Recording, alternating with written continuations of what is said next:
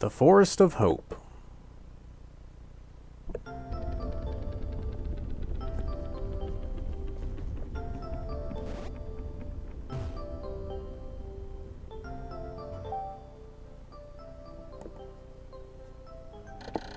My dolphin has returned to the surface along with the Pikmin's onion.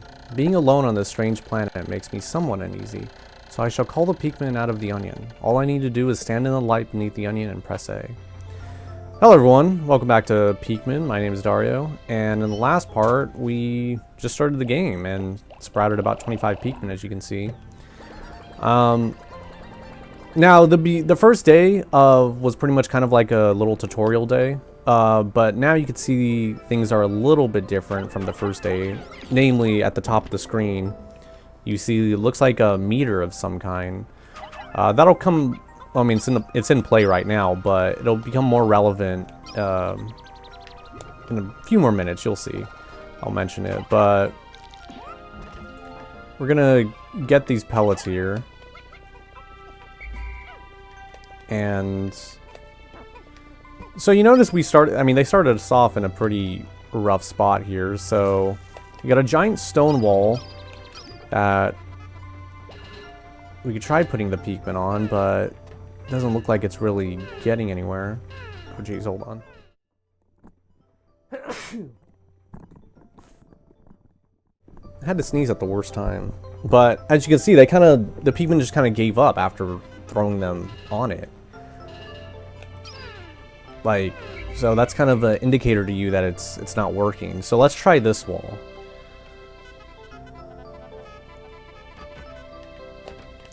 And while they're doing that, I'm gonna come over here and pluck the rest of these Pikmin. Now, if you remember what we learned the other day is that tapping A while that's going on will automatically do it. Sorry, I just lost my words. So this is going to be... This game in general is kind of strange. It's very unique and very unlike a lot of games you play. It's a real-time strategy, essentially. Kind of like, maybe like a Warcraft game or Starcraft and stuff like that. But essentially the goal of the game, one of the things you do pretty much have to learn and do well is time management and multitasking. So... You'll see, once again, I keep saying like you'll see as the playthrough goes on, but the game kind of throws you into it a little bit here at the beginning. So this is going to be our first instance of an enemy. This is a Bulborb. Now, here's the thing about it. So your first instinct is going to be to come up and start swarming it like that. And thankfully we killed it somehow. But what you can also do is pick up its dead body and... it's gonna carry it not to our ship but back to the onion, and yeah, you can create more Pikmin from the bodies of your enemies. So really very much more mature than usual Nintendo games, like I said before. One second. So let's see, so we got another one over here, and this one has its back to us. So if we kind of come in. Now, in the last video, you saw on the stats screen at the end of the day that, one of the stats was, Pikmin lost in battle. So, your Pikmin are not impervious. They can die actually relatively easy. We just haven't really faced a threat yet that was as, devastating. But it is possible to beat this game without losing a single Pikmin. It probably would, probably does require you to have to reset a day. Yeah, as you see this option from the start screen, continue from last save, it'll essentially reset the day.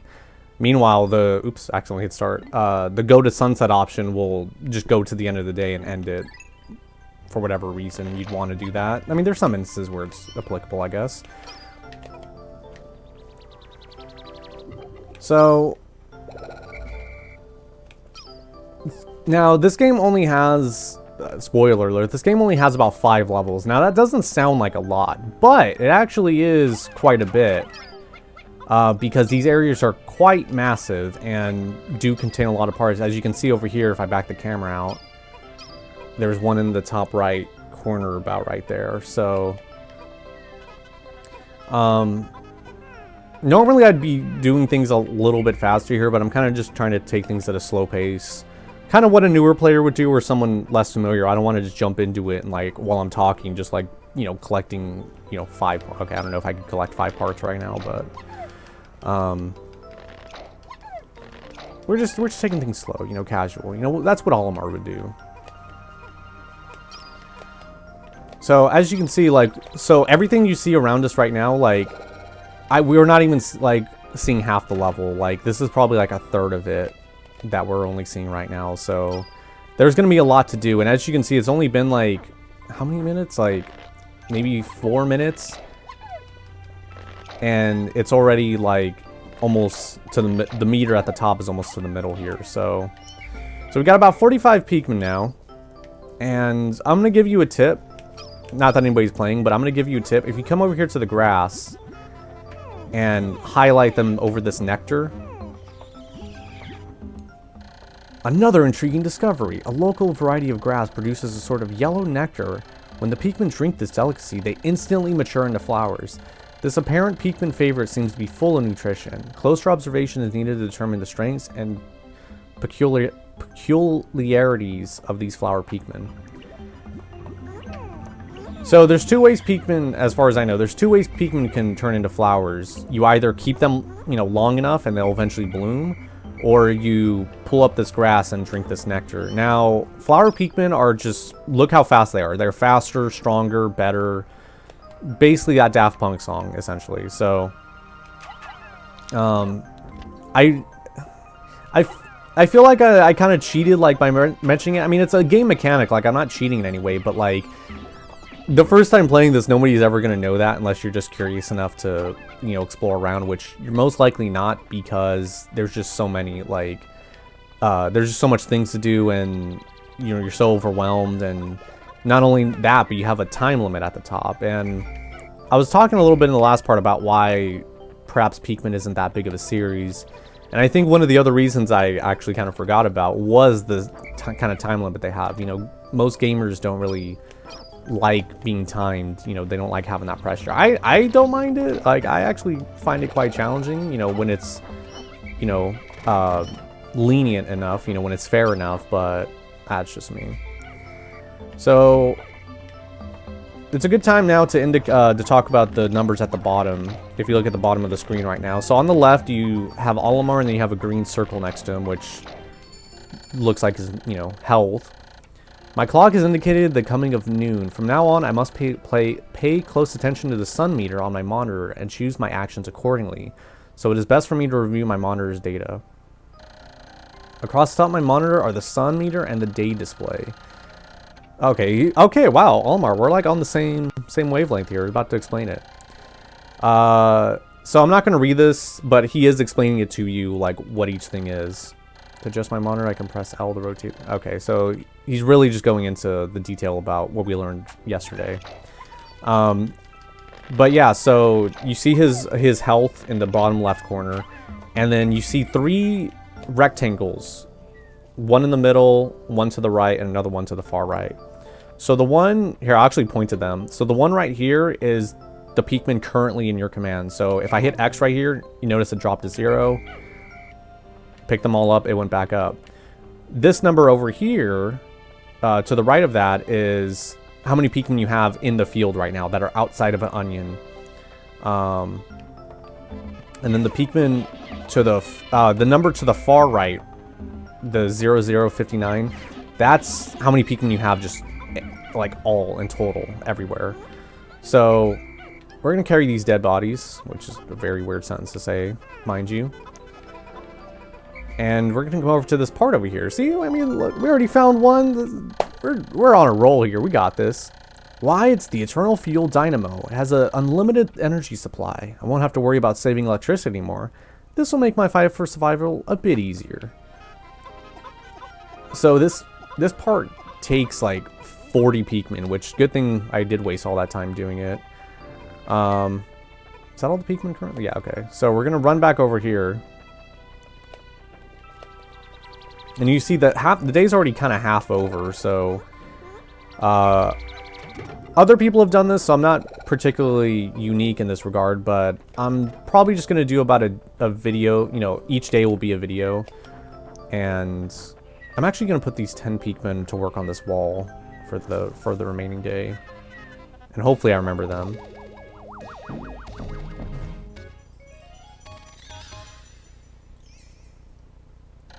Eternal Fuel Dynamo. This should light things up. No more candles for me. So after each part you'll get, he'll do kind of a, you know, a summary and tell you how many parts you currently have and how many more you need to be able to explore a new area of this planet. So we're going to set those Pikmin off to work on that right there. And what we're actually going to do, I'm going to grab these guys. And I'm also going to leave these Pikmin in the ground. They'll be fine. I already have more than I kind of need right now. But I'm going to try to come and get this part over here. Now, normally, I don't think a lot of people know you can get this early. I mean, or maybe they do, and I'm just feeling, you know, maybe I'm just making everybody sound dumb. But this is a good example of, you know, kind of looking at like a bigger picture and kind of like finding a way around it. So I'm going to toss these Pikmin up here because one of the things, you notice this is a red Pikmin. If you come into the water here, he's drowning. So if you whistle them, you're able to kind of save them. So yeah, don't try to bring Pikmin into water. It's not going to work. But if you actually kind of walk up this log, you can actually kind of come up here. And you see, we got another part over there, but spoiler alert, I'm just going to let you know, don't jump down there. You will literally be screwed. So just kind of stick up here. And notice we got, okay, well, it's shock absorber. This apparatus counteracts the shaking and swaying that normally occupies during flight. Smooth sailing with this in place, usually. So you could also walk up to a part in case you forgot what it was and tap A and it'll kind of give you a summary. So we got a giant bulborb right here. Now, I really don't want to do this, but because I don't want to lose any Pikmin, but we're going to have to kill this thing in order to get this part. Now, if we kind of come up to its butt and just swarm it, it's a good chance we'll be able to kill it. That was actually really easy. We actually did a fantastic job doing that. So I'm going to throw 30 on this. Oh, wait. Okay, I need 30. Hold on. There we go. There we go. Okay, actually, wait. They're kind of carrying and pushing. Oh, wait. No. Okay, hold on. Just... There we go. Perfect. Perfect. Thank you so much. Alright, so... Sorry, I realized I wasn't really talking. It was like, I was actually kind of going into Pikmin mode. So you see over there in the corner, you see the Pikmin, the 10 Pikmin we put to work on that wall? It's already almost done.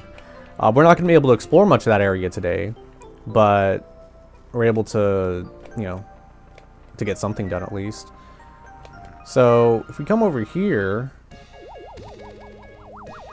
After the animation for this part goes through. Shock absorber. This nifty little device counteracts the shaking, swaying experienced in typical space flight. So we just need 2 more parts to increase the ship's capabilities. And that's kind of pretty much it. Like, you notice we don't have much of the day left. We only got like about 2 notches left. We'll go ahead and do that. And actually, you know what? Let's be really crazy.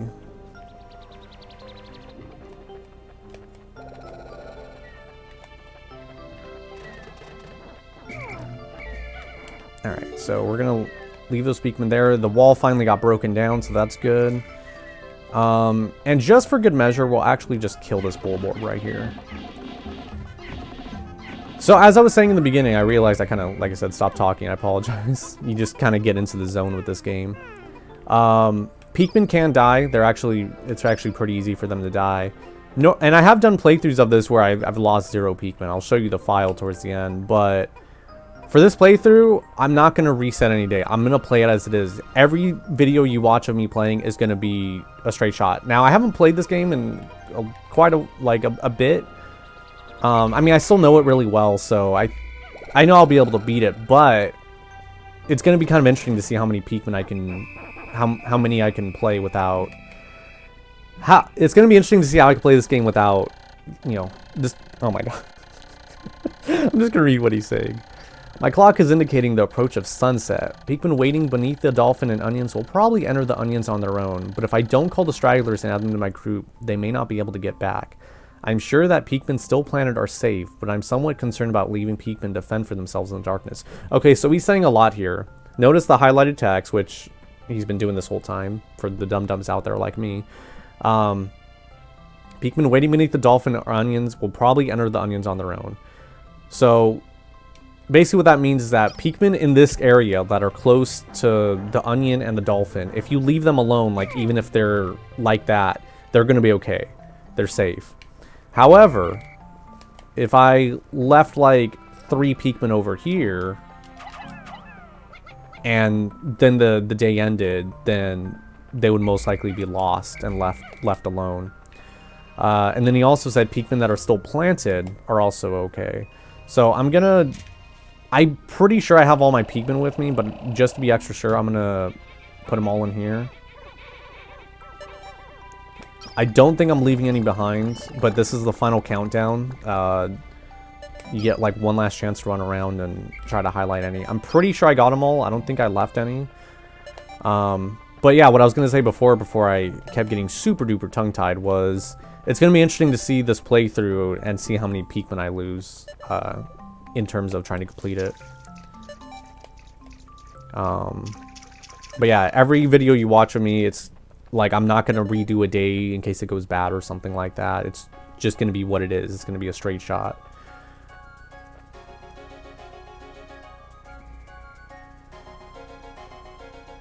So he calls, you know, normally that'd be the final whistle where he, you know, orders the Pikmin to get in the onion, but in this case I already put them all away. And even though you don't see them, the Pikmin that were planted in the ground are still going to be there. They're going to be safe.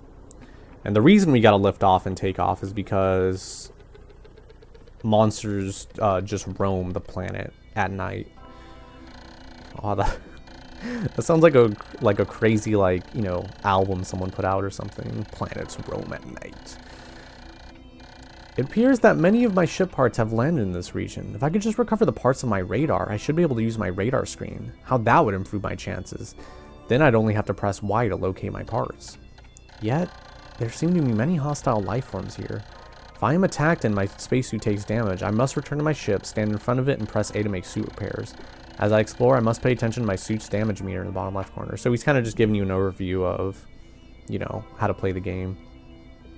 So we actually didn't do that bad of a job. We could have done a lot better today. Like, I mean, but I'm not a speedrunner. I'm just kind of playing this casually and also trying to inform you as this is going on. So we sprouted 66 Pikmin a day, actually. That's not bad. Pretty good. I didn't pluck all of them yet, so they'll be waiting for us there tomorrow. So we're just going to save. And in the next video, it's going to be day 3. And we're going to pluck those Pikmin and see what lies beyond that wall I broke down. So I'll see you guys then.